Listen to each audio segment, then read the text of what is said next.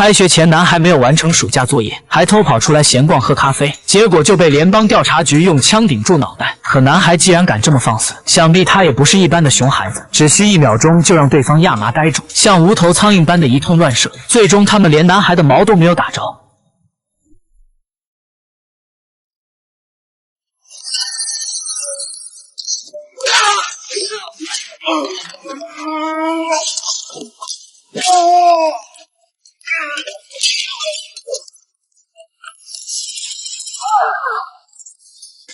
短短的数秒，男孩就解决了这几个小卡拉咪，然后他还不忘拿回学校发的红领巾。其实他看似是个小孩，但实际年龄已经有58岁了。因为幼年时的叛逆，多次尝试利用瞬移穿越时空，结果用力过猛，穿越到了世界毁灭的未来。看到一片混乱，他想马上离开，可这时他的超能力却失灵了，恐怕他再也回不去了。迷茫中，五娃看到躺在废墟里的大娃，死前手里还牢牢拿着一个眼球假体，同样不远处还躺着其他5个兄弟。也对啊，世界都毁灭了，他的兄弟又怎么会幸存呢？他虽然躲过一死，可也注定了孤独。但多年后，一个偶然的机会，他再次回到了过去的时间线。兄弟几人见到他续接存档的年轻样子，便都产生了疑问，可他却没心思搭理他们。他要在8天内查清导致世界毁灭的原因，而唯一的线索就是这个眼球假体。按照上面的标志，他找到了一家私立医院，可对方看他是个孩子，根本就没拿他当回事。于是他找来了长胡子的4娃，这次医生却说事关客户的隐私，不便透露。见医生油盐不进，4娃马上戏精上身，开始了他的表演。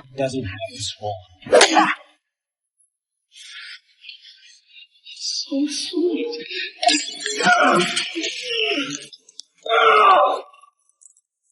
God, that hurt. 医生哪见过这阵势，立刻就要报警，反倒是4娃轻车熟路，一把抢过电话，恶人先告状说的头头是道。最后医生妥协了，别说看档案，哪怕要星星他都愿意尝试去摘。可事实证明，那颗眼球还没卖出去呢，也就是说，在今后的6天里，神秘人会来买走眼球，然后再毁灭世界。了解了情况后，5娃在医院门口日夜监视，势必要堵到神秘人的出现。另一边，因为5娃多次穿越时空，时间管理局派出2头恶犬，已经悄悄来到了7兄弟的古堡，准备活捉5娃。